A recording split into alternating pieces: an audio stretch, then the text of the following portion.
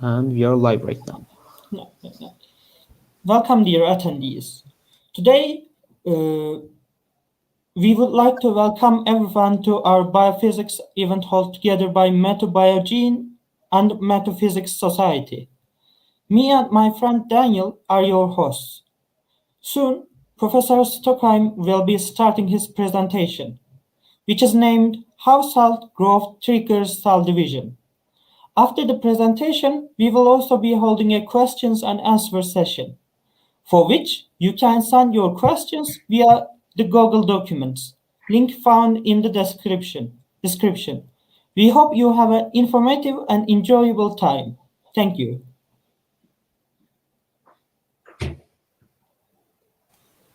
So, Professor, right now you could start your meeting, and we are happy to hear from you.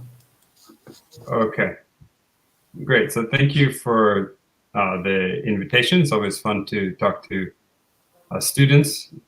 I've actually visited your university in real life. Oh, cool. Quite we have a beautiful campus, quite I some guess. time ago. Actually, my wife is a graduate of ODTÜ. Yeah. So I've spent, I wouldn't say more time than I would have liked in Ankara, but I've spent a good amount of time in Ankara in the summer, which, yeah. So that's, it's nice. Thank you. Anyway, so it's nice to connect with you guys virtually. It would have been obviously a lot more fun to be there in person. And, hopefully one of these years when we can travel again, I can catch up with some of you in Ankara. We would be really happy about that. And we're really happy that you accept our invitation. It's a great honor to moderate a meeting with you. Well, thank you for the invitation. I'm looking forward to this. Okay, so I guess I'll start off with giving some credit to the students that have contributed most to the work that I'm going to present here. And I'll really single out Evgeny Zatulovsky, who's a Russian postdoctoral scholar in my lab, who made this important, basically 90% of the discoveries that I'm going to present today. All right. So the main question that we work on in my laboratory is to try to understand how cell growth makes cells divide, right? So it's known that in a lot of contexts, cells have to grow before they can enter the cell division cycle, the program, the molecular program that coordinates cell division. And so really, if I could just boil down the question that we're studying is, how does this happen? How does cell growth trigger cells to divide? In other words, what is it that's biochemically different about this large cell compared to the small cell that makes it trigger division? And we think this is quite an important process because the ability to coordinate how much a cell grows with when it divides is ultimately what lets a cell set the size of that cell, right? So it's able to control the size by coordinating how much it grows before it divides. And so to argue that that's important, I'll start off with one of my favorite quotes from one of the, I guess, earliest quantitative biologists, and that's John Haldane, who in addition to his academic work, which was really quite a bit on the vanguard of quantitative genetics, in addition to this academic work, he wrote a series of popular essays, which are actually pretty fun to read. One of those essays was titled On Being the Right Size. And in that essay, he writes that the most obvious differences between different animals are differences of size. It's easy to show that a hare could not be as large as a hippopotamus or a whale as small as a herring. For every type of animal, there's a most convenient size. And, well, think about this for a minute. What he means here is, if you can imagine a rabbit the size of a hippopotamus, I mean, you realize that rabbit can no longer behave like a rabbit, because the moment that it tries to hop like a rabbit, it's going to end up breaking all of its legs because you can't sustain that kind of a load if you're the size of a hippopotamus, right? So there's this, fundamental biophysical reason that hippopotami don't jump. And so what I argue to you here is that we could substitute the word cells for animals in this quote and say that, that for every type of cell, there's really a most convenient size, or at least a most convenient range of sizes over which that cell can perform its physiological functions. And if you look at, a bunch of human cells, in some tissue, what you'll see is that one of the most obvious differences between the cells of the different types are, in fact, their vast differences in size. And that is indeed associated with function. So here we're going to look at over a million-fold range of cell size of various types of cells across the human body. And you can, perhaps most easily appreciate that at the small end of the scale, you have things like sperm cells and red blood cells, which of course need to be small in order for them to fit through tight spaces and perform their functions. At the upper end of cells that can divide, mitotically competent cells, you have the oocyte, the egg cell, the mammalian egg cell, and it's absolutely enormous. And the reason for that is that it has to have enough biomass to generate over 100 cells, which form the pre-implantation embryo, which then can implant in the mother and start getting nutrients from mom. But before that, it's all in its own, so it needs a large amount of protein stores and mass in order to generate that multicellular embryo. Okay, so while cells of different type are clearly different sizes, if you zoom in and look at any one specific type of cell, you'll see a group of cells that are more or less the same size. And what that means is that cells have some way of kind of measuring how much they grow, and then using that information to trigger, what we're going to be talking about are division processes, but they could use that information to trigger any other kind of cell differentiation type of process. And so ultimately what we want to understand is how do cells measure how much they grow? And when I started working on this question about 15 years ago, we didn't really know how this worked for any type of cell. And we definitely didn't know how this process could be modified in order to hit the over a million-fold range and target cell sizes that I showed you on the previous slide, right? So how does this process work? How is it then modified over this million-fold range? We didn't know the answer to any of those questions. And so the approach that I've been taking is to try to look for a simpler cell that we can study, right? Like, let's not study, all of this complexity associated with an animal. Let's study a yeast cell, right? So that's quite a bit simpler to work with, simpler to genetically manipulate. And in fact, the cell division cycle is, about 2 hours, which is, a lot faster. So there's many, many different benefits for trying to study this process in yeast cells. And so, well, how does it work in yeast? We're not the first people to think about this question, so I'd like to just summarize a little bit about what was known. And so what was known when we started was, well, what's been known for really a long time, for over 50 years, since the time when Lee Hartwell, who was a Nobel laureate who got the prize for studying cell division, his work in the 70s showed that this transition point called the G1S transition, which is this period after the cell is born, but before it starts replicating its DNA, is this kind of crucial transition point in which growth is integrated into the decision to enter the cell cycle. And I should say that there's comparable work from Zetterberg, Andreas Zetterberg in Sweden, showing that this transition point was also important for human and mouse cells. Okay, but so then the G1S transition point is a crucial point.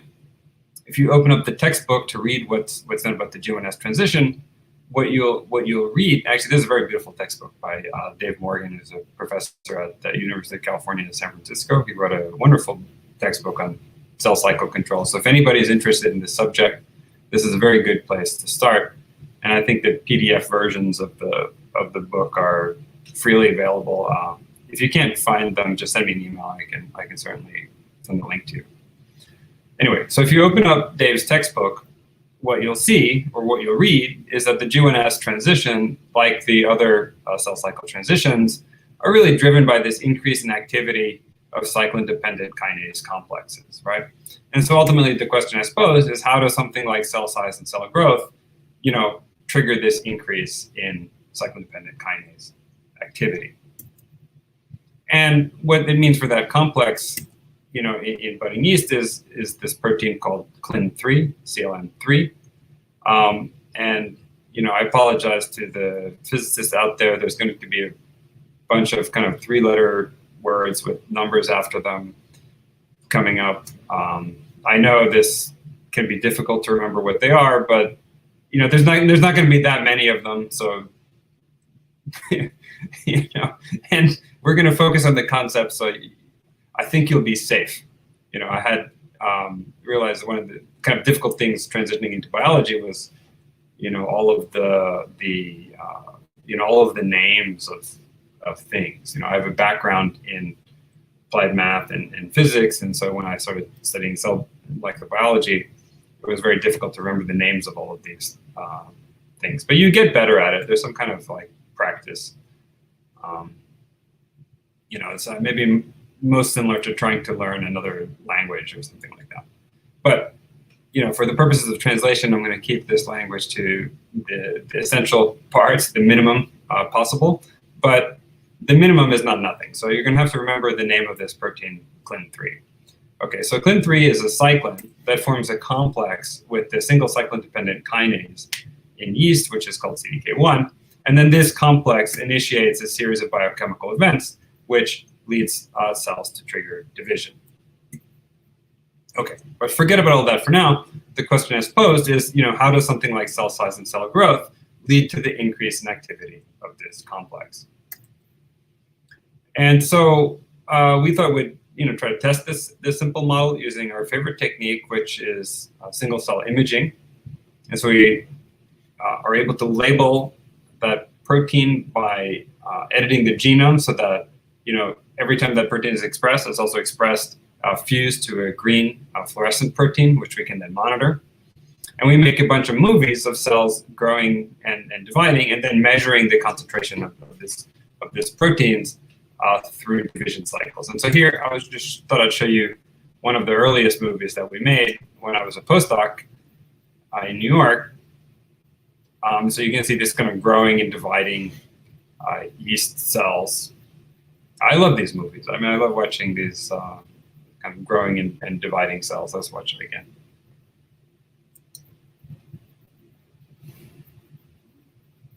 And so we can watch these, we look at these cells with different proteins that are labeled with fluorescent proteins, so we can measure concentration dynamics through space and time.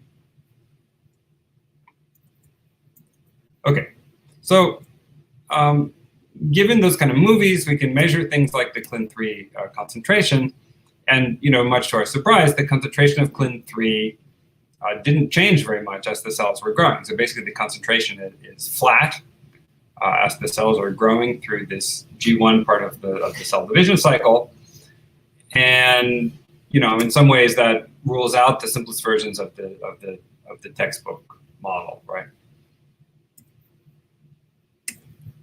But then we're stuck with the question. So we ruled out there's not like some obvious cell size leading to increase in this concentration of CLIN3.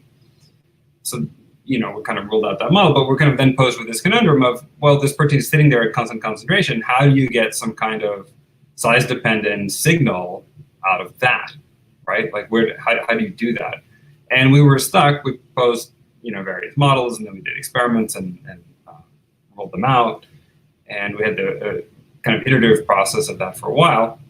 And we were basically stuck until Kurt Schmoller, who was a postdoc in the lab at the time who was working on this project, asked a very simple question. He said, what about all the other proteins in this network? We and everybody else, based on some earlier genetics work, have been so focused on CLIN3 as the kind of the trigger of this process. What's going on with all of the other proteins? And so then Kurt, proceeded to label everything in sight, and then measure its concentration dynamics through the cell division cycle. And so what he found were mostly a bunch of proteins where the concentration, didn't change, except with one exception. So the one exception was this protein called We5. So this is the second name that you're probably going to want to remember. So if you're taking notes, write down We5.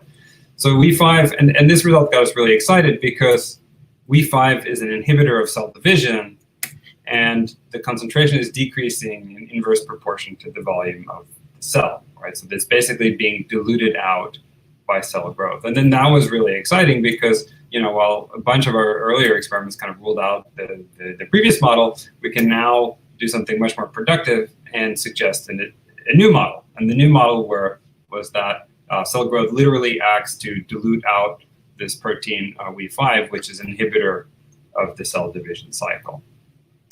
And that paper is now 5 years old. So if you're interested in more details about that work, I'll refer you to this paper. Okay, so cell growth triggers division. That was the question, right? Like, how do you get a growth requirement for division? And now I think we have the beginning of an answer, which is, well, why does the cell have to grow? Well, the cell has to grow because it needs to dilute out this inhibitor of cell division, right? So previously, everybody was thinking somehow cell growth would lead to the increase in some activator, like CLIN3. Here we find actually this cell growth. That CLIN3 is just sitting there at constant concentration. There's nothing magical about that. But the kind of interesting moving part is the decrease in the concentration of this We5 protein. Okay, so we were, really,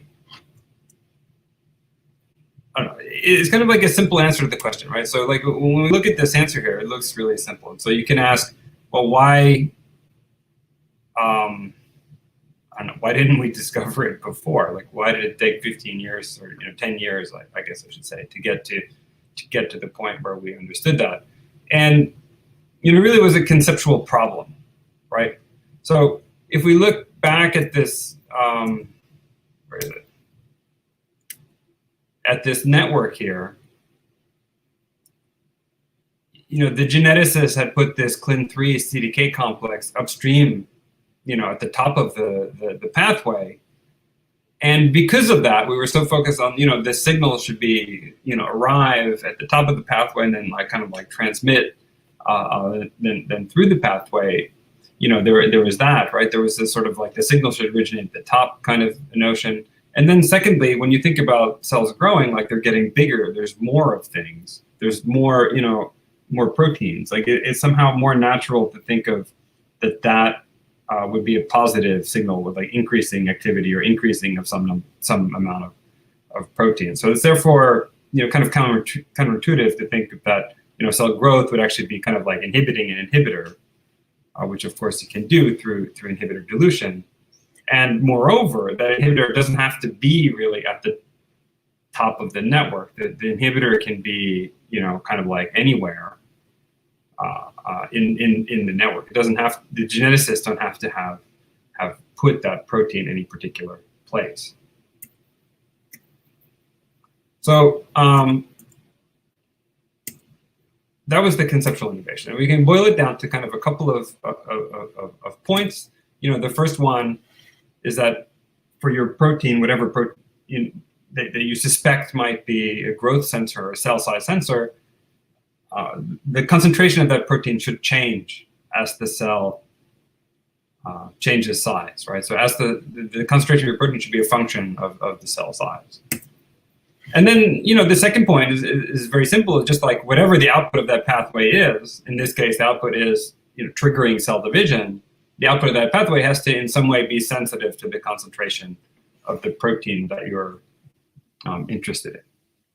So if those two criteria are met, then your protein can be a growth sensor. It doesn't really matter where the geneticist put you in the pathway, right? So you could be in the middle, as in the case of We5. Doesn't matter. All right. So given that we've made so much progress on the question in yeast, it's kind of natural to ask what happens in animal cells, particularly what happens in human cells. And is, some of the principles that we learned from yeast, could they be conserved or applied to the study of human cells? And so the network that controls the G1S transition looks sort of similar in human cells compared to the yeast cells. There's a couple of more cell cycle inhibitors here and there. So the human network is actually a little bit more complex. There are more proteins involved. But the structure of it is kind of the same. You have an upstream cyclin-dependent kinase complex that initiates a series of biochemical events. There's a positive feedback loop that generates a switch, triggering division, and you have various cell cycle activators and inhibitors sprinkled here and there. And so the idea of how cell growth would trigger cell division was exactly the same as people thought about in yeast, that somehow growth would activate or increase the activity of the upstream cyclin-dependent kinase complex, and then this complex would then initiate the cell division cycle. But growth would go through increased activity of the upstream complex. And there's a couple of pieces in the literature that kind of go against that. One is that the measurements of cyclin D concentration were similar to Clin3, that they didn't really seem to increase in G1. And a nice quantitative study looking at the phosphorylation of RB, which is what this complex does, it phosphorylates RB, showed that RB phosphorylation was relatively constant during the first part of the cell cycle. It was basically like constant level of phosphorylation. Then, once you activate cyclin ECDK2, then boom, the thing explodes and this is inhibited. So I don't want to make too much of that, just to say that, there's so many people that work on human cells, so there's always like somebody saying something and somebody saying something else. But still, like out there for this kind of canonical model, there was certainly contradictory evidence.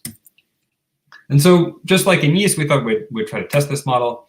And what's the ideal experiment? The ideal experiment is to do basically the same thing that we did in yeast, right? Because that worked, and when something works, you want to do it again.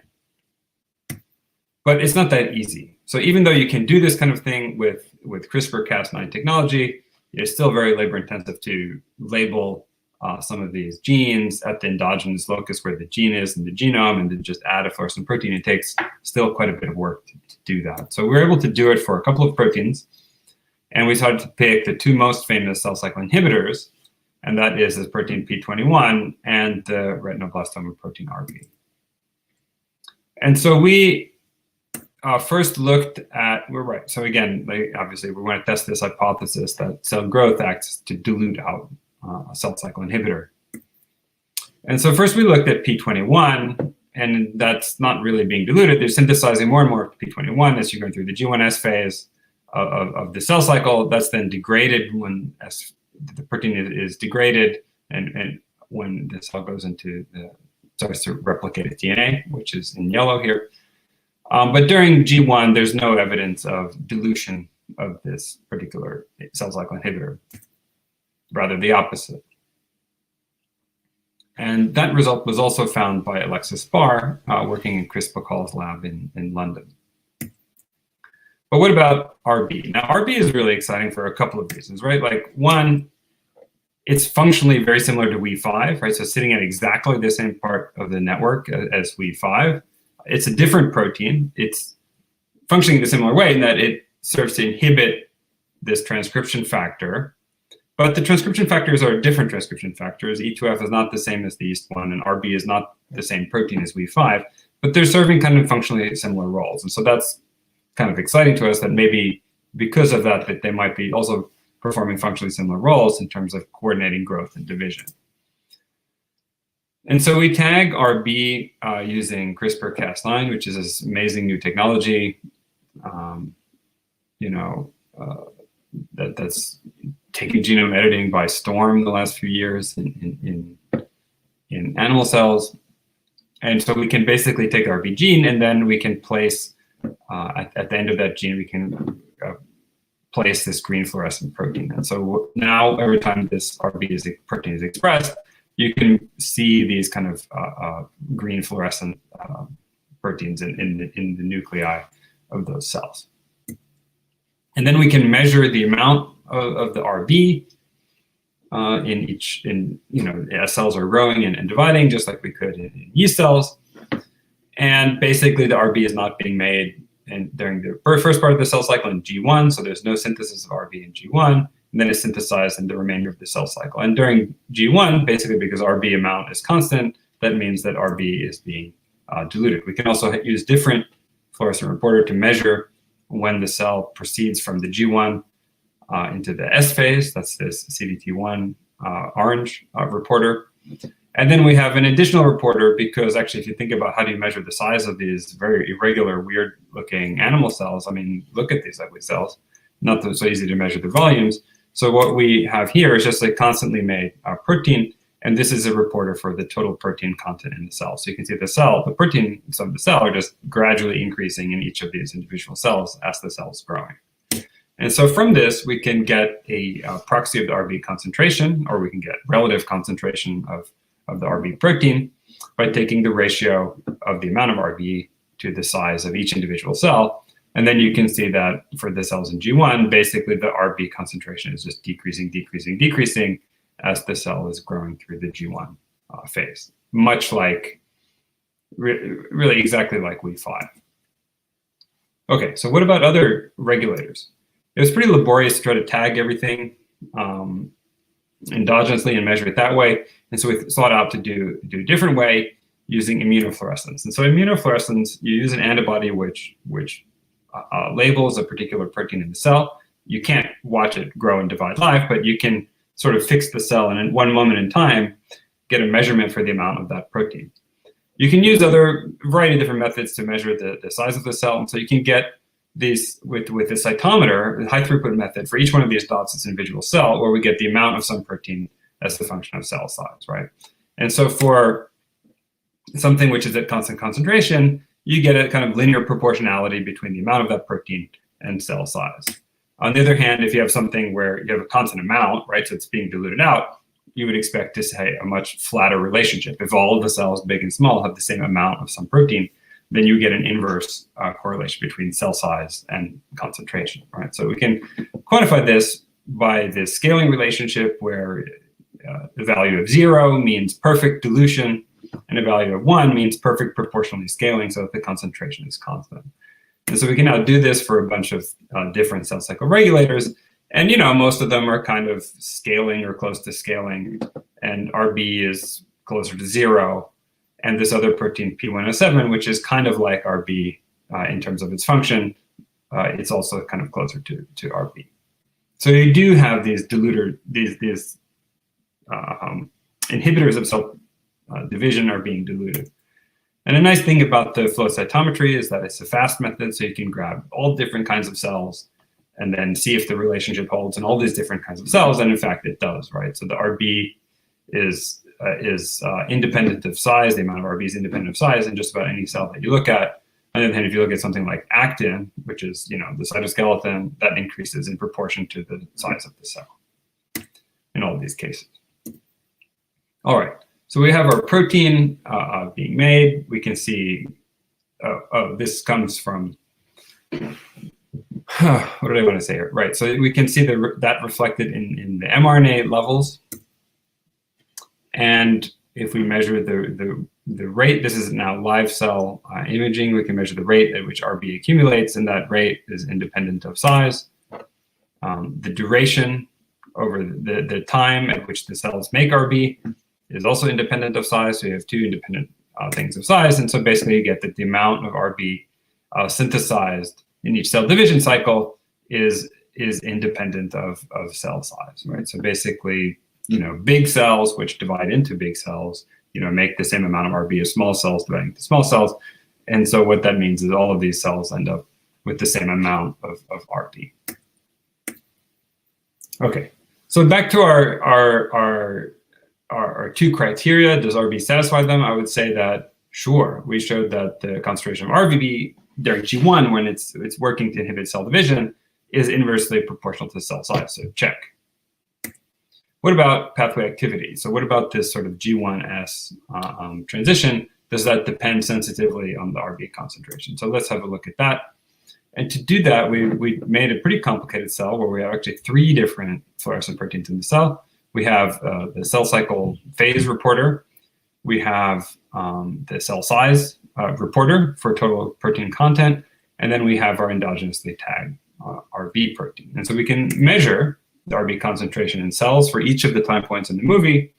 And then we have a binary variable, whether or not the cell goes through the G1S transition in the next time frame, right? So we get these concentration time series, and then 0 and 1 or 1 as output variables for whether or not it went into the cell cycle, right?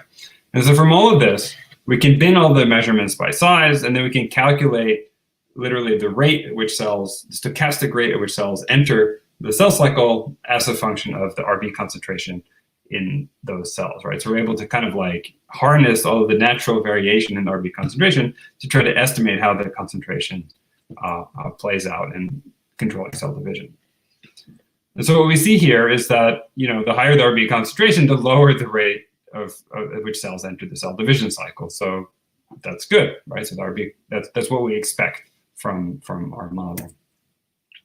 We can test this model further by looking at, you know, how big the cells are where they're born versus how long they spend in G1 or how much they grow in G1. And you can see this inverse correlation here, right? So this inverse correlation between how much they grow in G1 phase versus how big they are when they're born, that's ultimately what's giving you the size control, right? So we can essentially measure that, and then we can delete the RB gene, we can knock it out, we can knock it out, and then you lose that inverse correlation, right? So essentially by deleting RB, you lose this correlation between size and growth. Okay, we can do not just deleting, we can also control the expression of RB. So here we're putting in an RB allele that's controlled by doxycycline, by this drug doxycycline. And when you add doxycycline, you induce the expression of this fluorescent RB allele. And so as you increase the concentration of doxycycline, you get more and more RB. And when you get more and more RB, you get longer and longer G1 phases. So far, so good. And you get larger and larger cells as predicted. But the cool thing about this experiment is actually that you can get a different relationship between size and RB, right? So we're able to fix RB concentration at the same or roughly similar average size level as wild type, but then now, rather than having a sort of flat amount of RB as a function of cell size, we get this proportional increase in the RB amount as a function of cell size, right? And then we can ask what happens to the cells now. And so we do that, right? So here's the wild type. We have this inverse correlation between time and size. If we delete RB, you get a shorter G1 phase that's now independent. The duration is independent of cell size. We induce to sort of a medium level of slightly more than normal levels of RB, and you now get a 20-hour G1. So it's, you know, not the deletion. It's a little bit longer than the endogenous one. But importantly, it's longer, but it's not dependent on the size of the cell. So you still have this flat relationship. Then we can induce RB more, and now we have a 30-hour G1. But again, the relationship between time and size is still flat.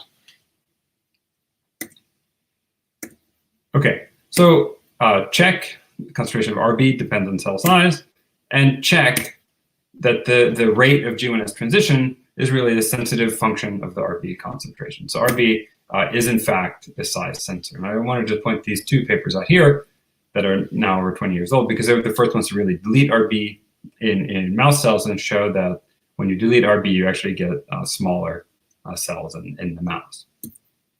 Okay. So, and that work kind of alludes to one of the problems with, you know, our work at this point in general, is that this is just, you know, kind of cells and growing in a dish, right? So this, if you think about the way people normally study human cells, it's pretty weird, you know. You take some cells and you grow them under some weird media on some plastic dish, and then you kind of monitor what happens, and then you hope that has, you know, some relevance to what might happen in an animal or a person, right? But it's a bit of a jump. And so the next phase of this project, and there's a couple of postdocs in the lab that are really trying to test these hypotheses for how growth is regulated, is coupled to division in animals. And Shuyuan has been looking at the mouse liver.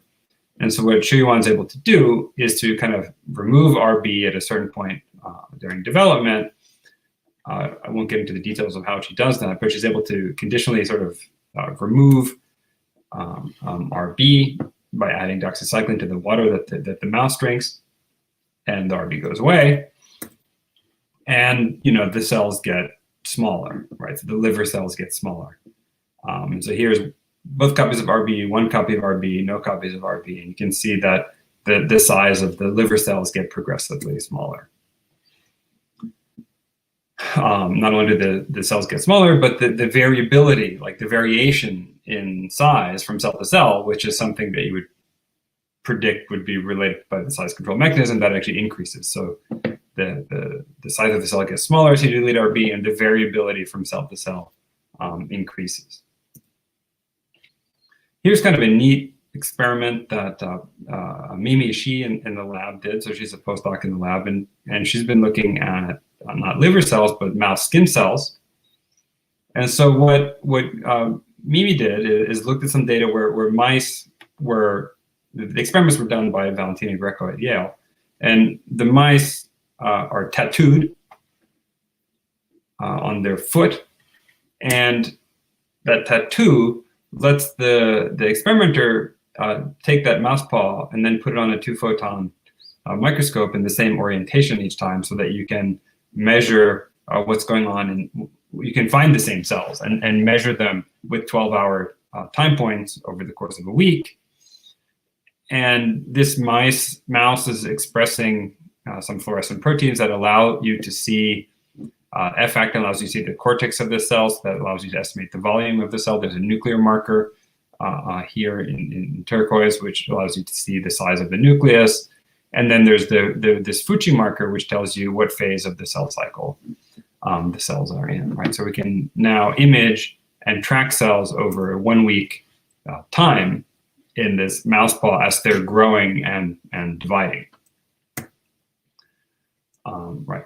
So we can look at that. We can look at the cell volume growth. Each one of these traces are these individual cells. It's, the cell cycles are, as short as just over a day to, they can take, 4 or 5 days to grow and divide. So the time scale has been greatly expanded compared to what happens in a plastic dish. And to a large degree, a lot of, almost all of that expansion happens in the G1 phase of the cell cycle, which can now take, 72 hours is typical. 60 hours is probably the average. And excitingly, the inverse correlation between growth and division, it really takes place in the G1 phase, right? So there's a lot of really wonderful things about this data, but the most amazing thing is that the cells are really very well able to control their size, so they can see that the volume of the cell at division is uncorrelated with how big the cell is when it's born, right? So regardless of how big it is when it's born, it always reaches the same average target size. And it does that through having an inverse correlation between how much it grows in G1 and how big it is when it's born. So that's exciting. So that the epidermal cells, stem cells, which we're looking at here, they're able to adjust both the duration and the amount that they grow, and then they're able to do that to basically produce a very, very good size control. In fact, if you compare this with this stuff in the dish, the cells in the animal are doing a much better job of controlling their cell size. And so now, this is the system that we want to look at, where we can try to measure things like RB and what happens when we delete or overexpress RB to this control mechanism. Okay. So, while there's certainly a caveat of this was only for cells in the dish, a lot of the physiology that we've been studying in the dish seems to be recapitulated when we look in the animal. Okay, so to summarize, we started off with this question of how does cell growth trigger cell division? And I think now we're hitting on a quite important answer to this question, which is its mechanism of inhibitor dilution, right? So at first, through our yeast studies, we identified the cell cycle inhibitor We5 as being a key regulator of cell division cycle, which is then diluted by growth. And then in the subsequent work, mostly led by Evgeny, we've shown that it's essentially the same mechanism is taking place in animal cells, except it's not We5 that's being diluted, rather it's RB which is being diluted, while the cell cycle activators are roughly at constant concentration. So we think this is a really general mechanism that eukaryotic cells use to couple cell growth to cell division. And so with that, the paper's out now, right? This is, I guess, slide's a little bit old. The RB paper is out in Science, and Mimi's paper is out in Current Biology if you want to read more about that. This is my happy lab on our retreat, back when we could have lab retreats. So we visited Lake Tahoe, and I guess this is probably 2019. And so just to highlight some people, here's Kurt Schmoller, who really made the We5 discovery, and here's Evgeny, who is really crucial for the that's Kurt, right? So that's again crucial for the RB work. And I guess we can also point out Daniel did some additional work on the RB paper, as well as Mimi, Sriwan, and Ben, who did are working on these studies in mice, in actual mice. So with that, I'll stop and thank you for your attention. And I think can stop screen sharing. Okay. Thank you for your great conference. It was honestly really interesting and fascinating that the paradigm shift between the growth and the inhibitors was really interesting for me. And right now we had some questions from our audience, and I'm going to add them to the screen that you can see them also. And if you like, you could reply to them. I see Burchin's there. Hi, Burchin. Yeah, Burchin is there too.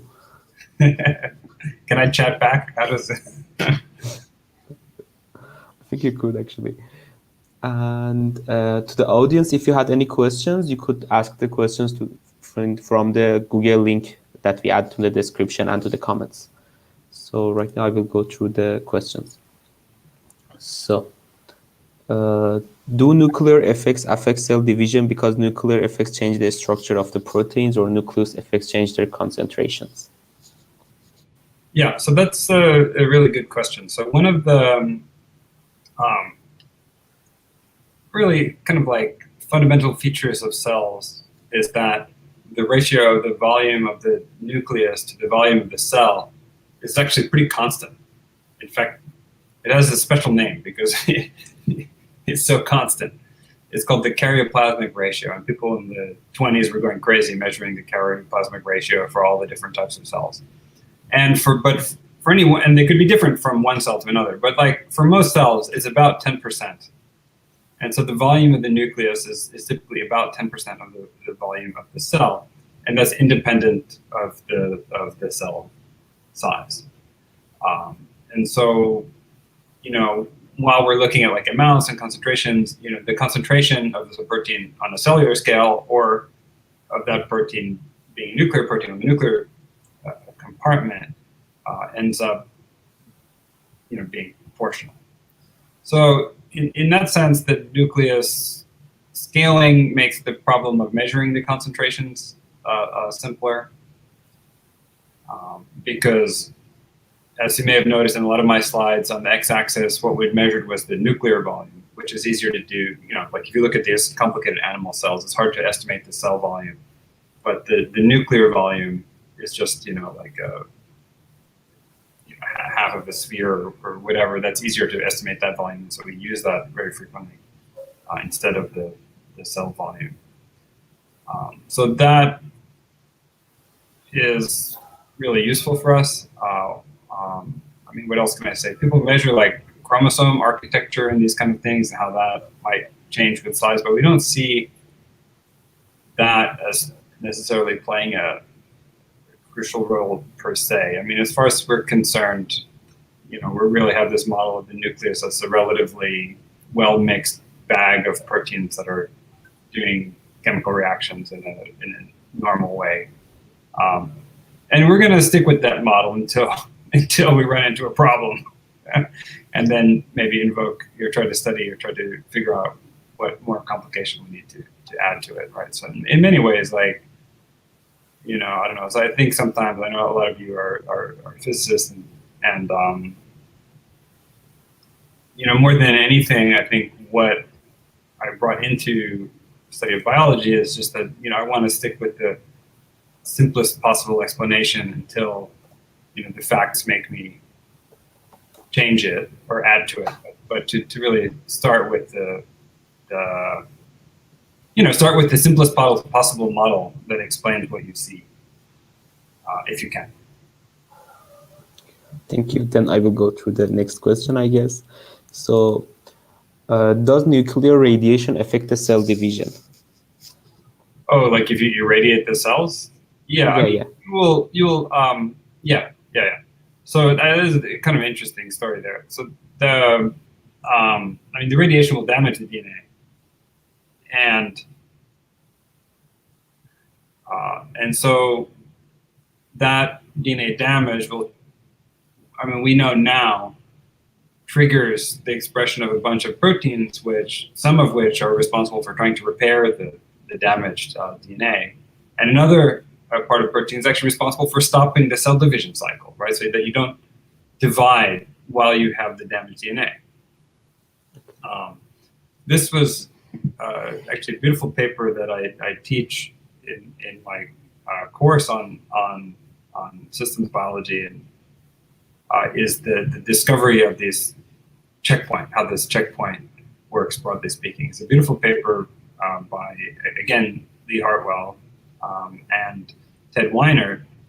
And what they use, they basically, it's like kind of amazing kind of thing you can do with just toothpicks and a couple of plates with some sugar and media on them. Like a very, very simple paper. So some other people had already done a genetic screen to identify mutations in yeast that were sensitive to radiation damage. So these are called the radiation mutants, so the RAD mutants. And so what Hartwell guessed was that there was this checkpoint whose job was responsible to transmit information from the DNA damage to stop cell division so that you could fix the DNA damage. And that some of these radiation mutants were defective not in the ability to repair the DNA, but rather would be defective in the ability to stop cell division. So that was the idea of the checkpoint, that there was a surveillance mechanism. And he found it, RAD9, was already found. And what he showed was that if you just use any other method, you irradiate the cells and then use any other method to stop the cell cycle, that's enough. As long as you stop the cell cycle for 5 hours, it's enough time. The cells can repair the DNA, and you release them, and they're totally viable. So they're radiation sensitive, not because they could fail to repair the DNA, but rather because they failed to stop division, so they had enough time to repair DNA. Okay, thank you. That's really interesting. So next question. Can the knowledge of the division inhibitory proteins have implications regarding the treatment of cancer? Yeah. I think so all of these proteins, like the RB, the retinoblastoma protein, were identified as like RB, for example. All of these are proteins I talked about are involved in cancer. RB was first discovered through the study of retinoblastoma, so this is eye cancer, and actually was the first tumor suppressor where people were able to find this through some pretty tricky genetics, were able to figure out the sequence of this protein which is inhibiting tumorigenesis. And so if you lose this protein, you get eye cancer. So that's why it's called what it's called. The cyclin D is overexpressed. Cyclin D CDK4, the activity of that complex is overexpressed in majority of cancers, right? So in cancer, you either lose RB or you overexpress cyclin D CDK4, and you get rid of this checkpoint, right? So the cancer cells are exhibit a lot of variability in cell size, and they really lose control of this connection between how much they need to grow and divide and all of this stuff. So this mechanism is that I'm talking about is basically lost in cancer, and that is an important part of that oncogenic process. What do we contribute to understanding of cancer? It's not from these kind of general questions about growth mechanisms at this point is unclear, right? So you know, for trying to cure cancer, I mean, do you need to know anything more than RB is stopping it and CDK4 is activating it? You know, like you don't need to know more. And so you develop drugs that are trying to reduce the activity of CDK4. In fact, several, it's the big success actually for molecular biology of the cell cycle was the advent of these drugs. You know, like Pfizer has palbociclib, and there's two other ones also that are out there that are drugs which specifically inhibit the CDK4 molecule. And you know, it took kind of 20 years from the discovery of cyclin D-CDK4 in the basic biology lab to the development of these small molecule drugs that are able to inhibit that molecule in cancer cells to have a therapeutic benefit. But the clinical trials started coming out a couple of years ago, and you know, data are not bad, right? So like these drugs that inhibit CDK4 have really improved the quality of life of, you know, breast cancer patients and stuff like that, you know.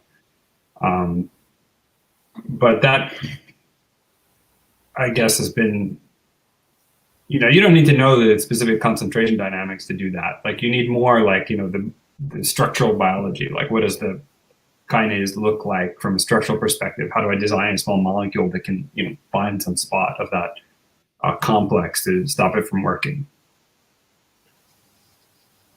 Okay, so I will go to the next question. Okay. In that study, did you use any software for help? If yes, what are they? Yeah, like a lot, I guess. I mean, the image acquisition, we used to run that out of MATLAB, but now we just use the Zeiss software. So you know, like to be able to, I mean, that's been a big change. Has really been, you know, how much better the packages that you can just buy from the microscope company have come. Like if you have $100,000 or euros, or actually that's probably a lot of lira now, you know, like $1 million or something. But like, actually last time I was in Turkey, I got twice as rich over the month that I was there. It was interesting times. So you can, but yeah, summer a couple of years ago, right? And I lost track of my thought here. Yeah, so the software, right? So the acquisition, you know, you buy the microscope and turn it on and use their software, and you can do time-lapse imaging of the cells, no problem. So that's just, you know, their proprietary software. The image analysis is still a real pain. You know, there's not a, I think it, you know, for single images, fixed cells, it's not too difficult. You can do that automated, but to track the cells reliably and go from frame to frame, you know, over a 5-day movie and know where all of the cells are and connect all of the lineages of those cells that are growing and dividing and which cell became which cell, is really still not 100% solved problem. So we spend a lot of time, you know, kind of correcting the software. It's a bit of a transition point. I think the problem is going to be solved in the next couple of years using these, you know, machine learning, neural network algorithms, but it's not quite there yet. Like I feel like there's a lot of potential there to you know, automate and improve the analysis of these images. Imaging is really behind all of the other ways of studying biology. So like anything involving, you know, DNA sequence analysis has gotten exploded, right? Because it's so cheap to sequence DNA. And so, you know, people are just sequencing the crap out of all kinds of anything, you know, like you convert something to DNA and sequence it. Has been huge. And there's been a, you know, quieter, but still revolution on the protein level with mass spectrometry techniques to measure, you know, thousands of proteins at the same time through this mass spectrometry sample. But on imaging, like, it's kind of slow. Like what we're doing now is not qualitatively that different from what I was doing 15 years ago when I was a postdoc. So it's not, it's like it's still the same. It's like a little bit easier here and there, and you can store obviously a lot more images and stuff. But it's still relatively kind of the same thing. And so, but I think we're at the precipice of really being able to explode that by applying, these new machine learning techniques and recognition, pattern recognition, to turn imaging into something, very different and a much more broadly used tool than what it's been in the past. Right now we are having the same problem with my project too. Like it's really hard to read a video and then track everything. But machine learning algorithms are really helping a lot. Yeah, exactly. So, but they're still not quite, right? So it's sort of like, can you get it to 100%? So it's very, very different to get it right, 90% of the time. Yes. And especially with the tracking, because you mislabel something in one frame of the movie and then you're screwed for the rest of the movie. Like the tracker is unhappy. So it's like, being able to push it much closer to 100% would have a huge impact. Yes, exactly. So next question, can you elaborate on the effect mechanism of doxycycline on cells? Yeah, so the doxycycline itself, depending on the concentration, can have a small toxic effect without anything going on, but not that much at the concentrations that we're using. I mean, what's happening in our cases are we're like inducing the expression of RB, or we're inducing the expression of a small RNA to get rid of the mRNA for RB and stuff like that. So it's a common used molecule because to regulate these synthetic promoters that you can kind of control the expression of some molecule that you want in the cell, because you have put in this synthetic cassette into the cell that can be controlled by doxycycline. Okay, perfect. And next question, there's only 2 left. Could you tell a little more about the deficiencies in applying CRISPR technologies in this process? Yeah, so it's just the homologous recombination. So CRISPR works really well in targeting a specific site in the genome to be cut, right? So you cut that part of the genome, and then you give the cell some DNA, which is similar to the edges of where you just cut. And the cell will use those pieces of DNA to repair itself.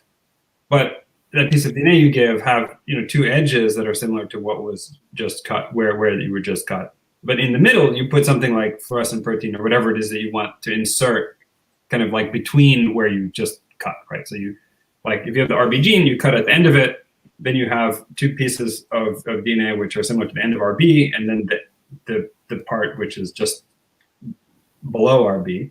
And then in between that, you have your fluorescent protein. And so then that goes in to where you want it. So then at the end, after it's repaired, it makes the RB protein, and then at the end of the RB protein, it makes the fluorescent molecule. So that's how it's supposed to work. So but that only works 1 out of 10,000 cells or something like that, and the other 9,999 don't manage to do what you want them to do. They'll just kind of fuse the 2 ends together, or they'll chop off some other piece of the DNA and put it together. It's a mess.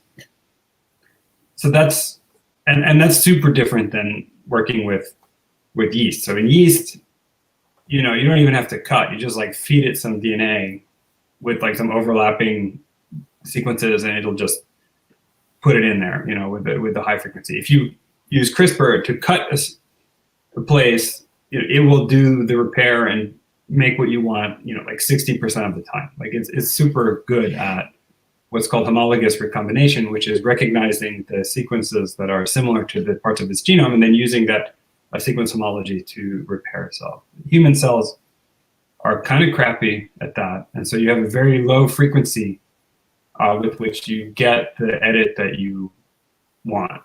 And so then you have to try to figure out some strategy to select that one cell that had the edit exactly like you want, grow it up, and then test to make sure that it had the edit that you want. And this process is about 2 months. So in yeast, you can edit the genome in 1 week. For a human cell, you can edit the genome in, a bit, like let's say 2 months, a little bit more than 2 months. And then the other problem with, if you really want to start introducing mutation, in yeast, we work with haploids, so there's just one copy of the gene. So not only is it easier to edit, you just have the one copy that you can edit. With the human cells, ideally, you want to edit both copies, right, of the diploid. So you have two copies of each gene. And so if you want to introduce a mutation, you have to do it twice. And so it's like everything to do with genetics of human cells is just worse and more difficult. Even though we have, CRISPR-Cas9, which is an amazing revolution because at least now we can like do it at all, but it's still very labor intensive. Okay. And I'm going to ask the last questions from the forum, and then my friend has some questions. So last question from the forum. Are abnormal divisions of cancer cells related to any change in V5 or RB protein concentrations? Yeah, so RB is lost, quite often in some cancers. Like it can be lost in small cell lung cancer. It's lost all the time, and actually, as the name implies, you get sort of small cells out of losing RB. Animal cells, human cells don't have V5, so it's not a thing in human cells. And if a yeast got cancer, who cares? So but the RB is frequently lost.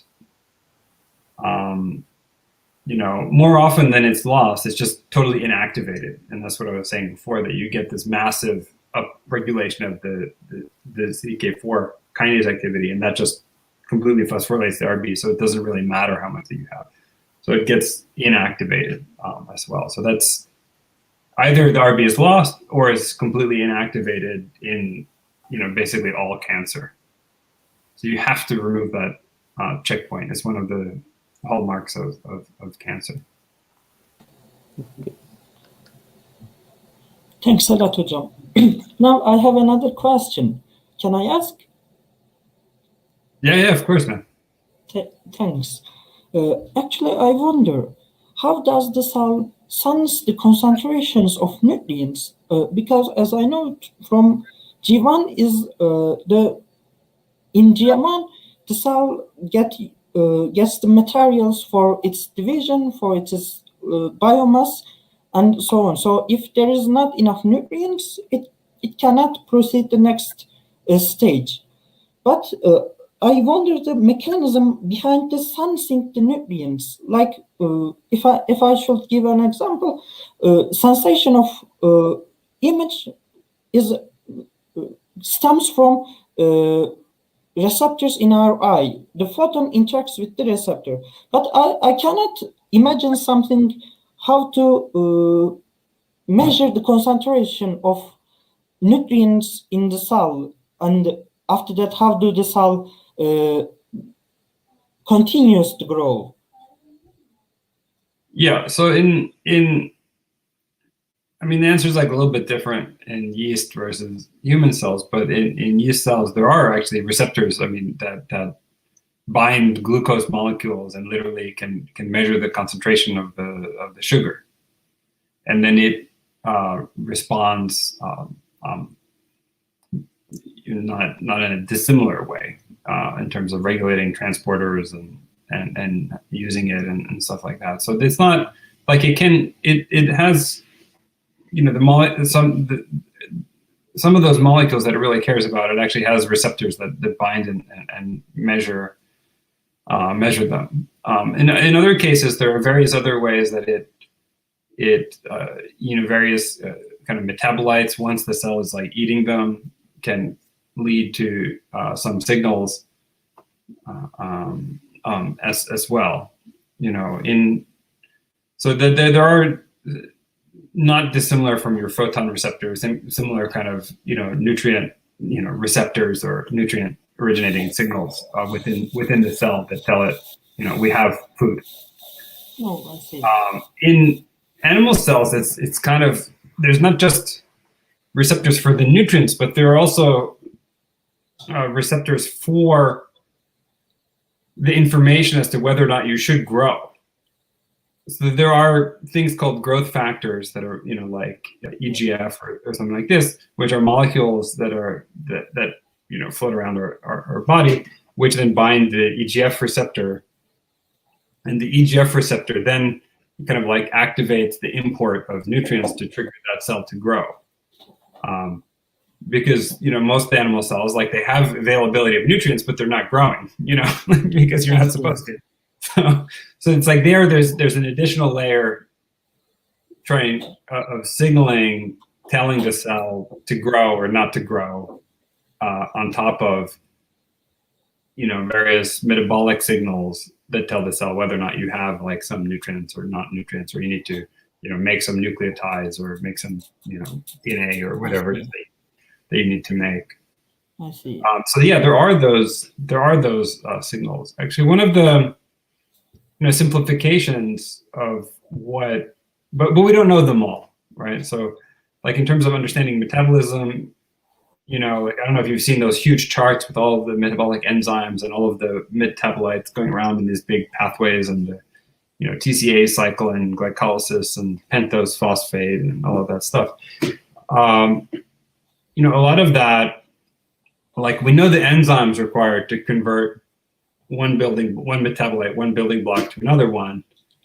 A lot of the modern work now looking at how cells grow or metabolism is about trying to understand how those enzymes, metabolic enzymes, are regulated in order to make the different things that we need at different parts of the cell division cycle. So there's a lot of, we know all the enzymes that modify things. What we don't know is how their activities are coordinated and regulated by the cell, including by things like these growth factor receptors and how that changes everything. Yeah. Like epigenetics mechanisms. Yeah, definite epigenetic mechanisms, exactly. I wondered this because in our lab we are studying cancer metabolism, and in there we are studying the starvation conditions, the conditions which induces autophagy and so on. My main research focuses on fatty acid sensing. How does cancer cells fatty acids, and do they change their behaviors as they sense the fatty acid amount in the water? So because of that, I was really curious about sensations of nutrients, and after you talk about EGFR and other growth factors, this makes a lot of sense now.